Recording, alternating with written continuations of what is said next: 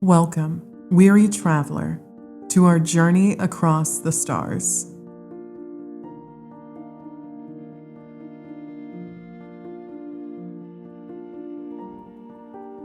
Magic is everywhere, dear child. Cast your eyes towards what was no longer. See what all we can create together.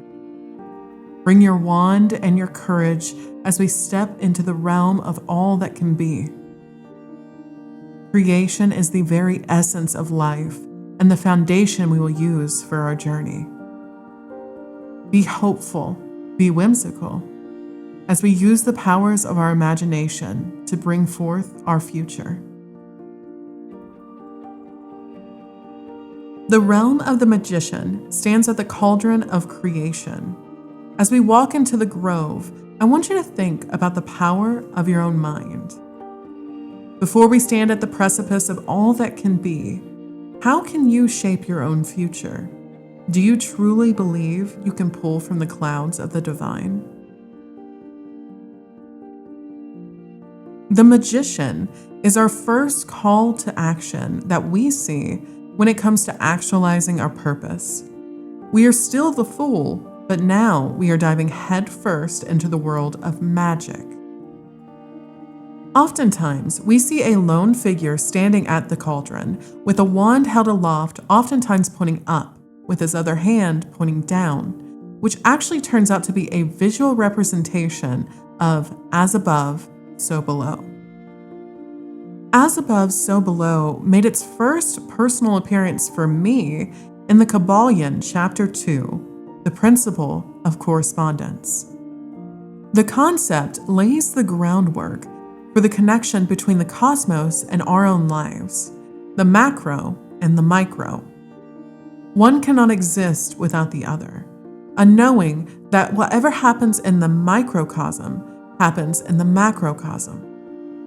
This shows a divine system where even the smallest parts impact the whole. It can also be seen as a mental tool to glean understanding from the unknown.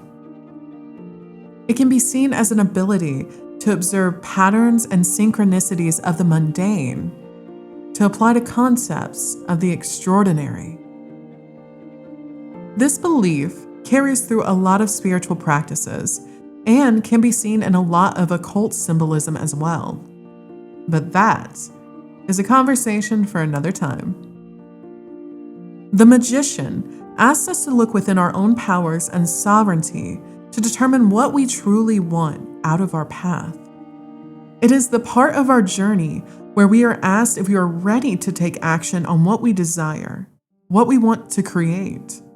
It's the culmination of the wisdom we have so far and the determination it will take to achieve our goals. This is not the part in your journey that asks for perfectionism. In fact, very little cards do. It mainly concerns itself with taking the action in the first place. Courage and boldness is required to claim what you seek, traveler. Do not make the mistake of sitting there with what ifs and if onlys, as it will only bog down your mind. We have already made the leap into our new cycle. So let's continue forth. As you look into the cauldron, I like to imagine that I'm seeing a version of myself that will exist at the end of this journey. The key to manifesting, especially within our journey through tarot, is not imagining all the material things that you want, but instead imagining and developing a relationship with the version of you that exists that has those things. Let's dive a little deeper into that. I want to start off with a material example, and then I would say let's dive into something a little bit more in depth. Let's say that what you truly desire from this path is to move into a new home. Instead of constantly visualizing the home itself, I want you to imagine what it would feel like for you when you accomplish that goal. What would that version of you do in your new home? What would your new routines be like? What would it feel like to wake up where you want to be? Get as detailed as possible and practice meditating on who you will become. What I have found in my journey is you do not want to wait to live until you achieve that goal, because the goalpost always moves. You can and you should claim who you want to become now, here, in this moment, because the present is all that truly matters. The past is the past, and the future is not guaranteed. Who will you be now?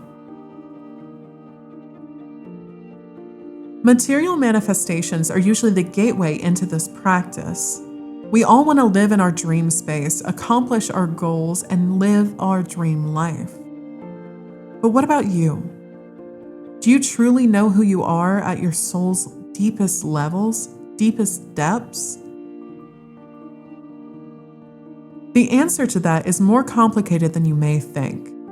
We are constantly evolving and changing as we should. But to know yourself today should be the foundations of everything that you do. It allows you to know where you stand on the spectrum of where you want to be. As I have walked further down this path, I find that by focusing on my true self, the material changes do come. But take heed here. Do not view yourself as a work in progress. Being able to appreciate and understand and find gratitude in the strength that it takes to exist as you, or to exist as me, is an amazing feat all on its own. We are worthy, we are enough, and we are divine, even as you exist in this very moment.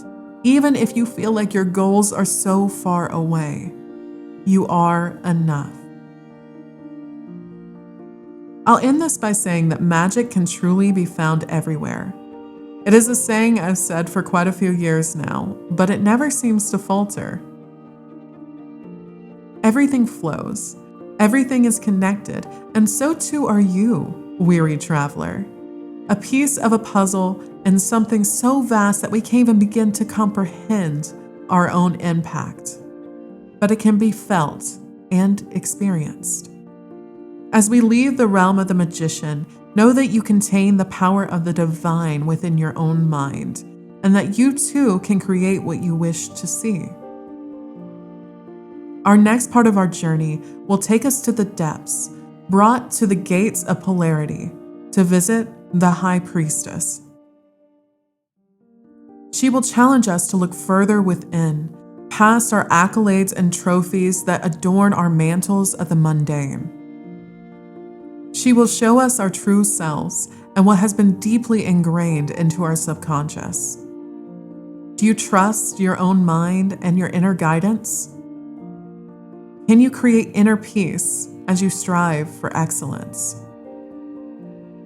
The answer to that, weary traveler, is yes, but only you can truly believe it to be so.